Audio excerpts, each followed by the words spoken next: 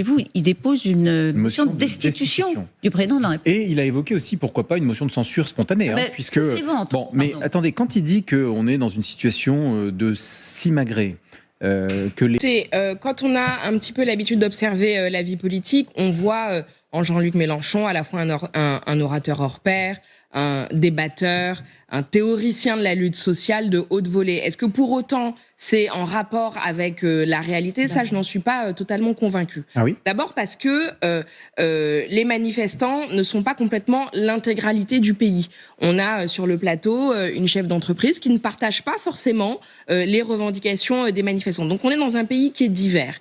Et donc essayer de plaquer de manière presque automatique le fait que les revendications qui s'expriment, et qui sont des revendications évidemment légitimes, on a eu l'occasion de le dire sur ce plateau, font sens et corps pour déterminer intégralement et exclusivement la politique d'un gouvernement, ça n'est pas tout à fait exact en démocratie.